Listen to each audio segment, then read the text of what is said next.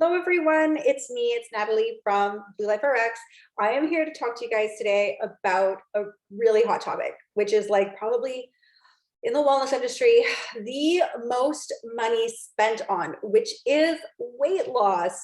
And I'm not here to talk about it in the way that most people think. So most people think when we talk about weight loss, that it is just this thing that we feel that we need for our beauty, but that people don't often think about the implications of having a higher BMI when it comes to metabolic disease or high blood pressure, and it's hypertension month. So I want to just give you guys a little bit of great information on 2 tips to easily implement as concepts versus rigidity around weight loss that you can do at home and implement right now and have success. You'll love it. They're simple.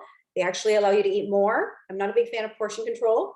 I share a little story about myself where, like many women, I was extremely thin all the way until I had children. And then I began traveling extensively to educate about a natural tool that I found to help people, which were essential oils. I absolutely love them, still do.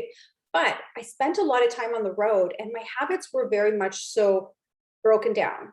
Now, couple that with a back injury, or not a back, well, yeah, with a back injury, and also finding out that I have a severe scoliosis, I no longer had the ability to exercise the way that I used to, or to create movement. Then I'd be in the car for 12 hours, sometimes driving from place to place all over Ontario to educate. And then I was working full time and I had children. So this entire compilation of burnout, bad food, because when you're teaching, there's always food. It's generally all party favors and all things that are very unhealthy. So this combination led me to have a huge weight gain in about 2 months.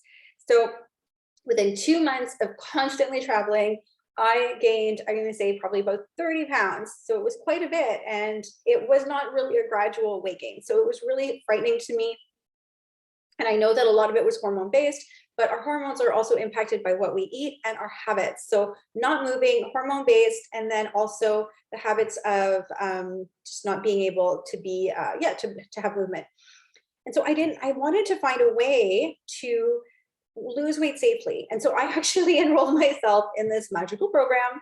And the thing is the weight stayed on. So I'll share that. So I tried a lot of different things. This is like literally the repetitive pattern, right? And this is how people sell you things online. They will tell you, are you tired of trying every diet out there and then gaining it all back? And like, that's like the hook, right? Like you get hooked into that. And so I tried a lot of these things, but I was noticing, and I ran detoxes, and I'm a nutritional therapist. So I couldn't, for the life of me, understand why I couldn't overcome this as a not only healthcare professional, but also a wellness practitioner. And I was like, how am I not figuring this out? And I went through the same processes as everybody else. And so I needed to understand the psychology of food. So I enrolled myself into the Advanced Clinical Weight Loss Program. I was so not interested in learning about this. This was not something I ever wanted to know, but I can tell you it changed my life because it actually talked a lot more about the importance of healthy weight management, not because of beauty or vanity at all. It was all focused on weight loss for chronic illnesses, which are in epidemic proportions. This created so much interest in me and so much more interest in my health, coming from a more of a health space than a vanity space of my clothes don't fit. So it's really a huge thing for us to kind of turn around and you'll hear this all the time, our psychology around food, turn around the way that we view ourselves and stop worrying so much about what we're fitting in, because naturally we'll fit into all the things we used to fit in if we follow very important concepts and we focus more on the health portion.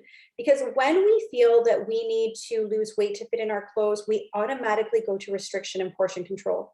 I don't know why we do this as women. We do it consistently, and this is not the answer. So number one, this is not the answer. And what I teach works all the time.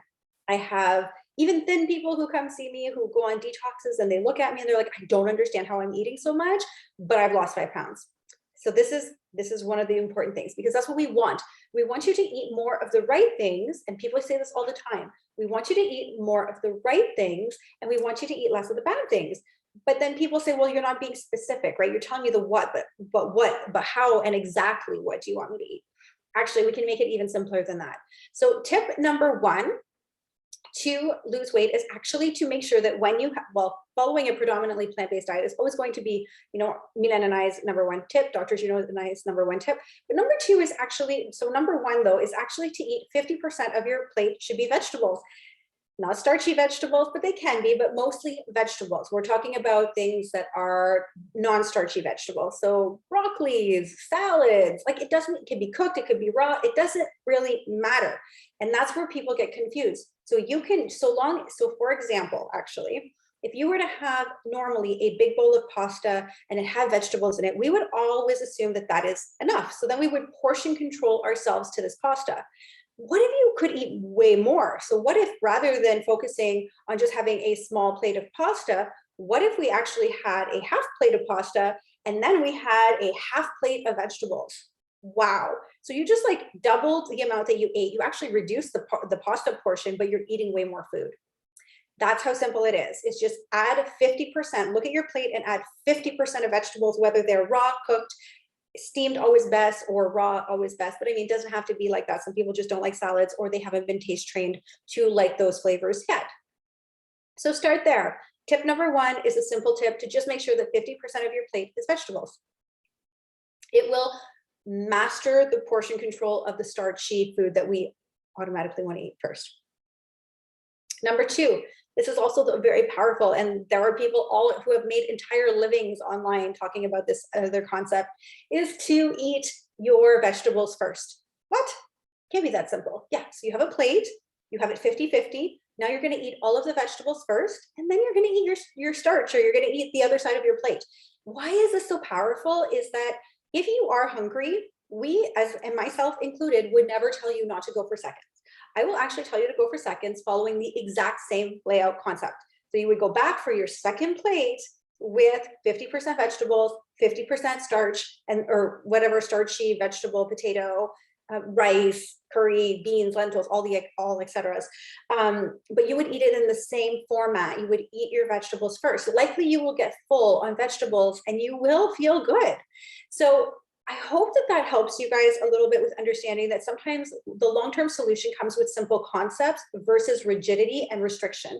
And this creates a much more pleasurable experience with food and a relationship with food that's very powerful. There's a lot of other tips in advanced clinical weight loss, but I hope that you enjoyed these two that I gave you today.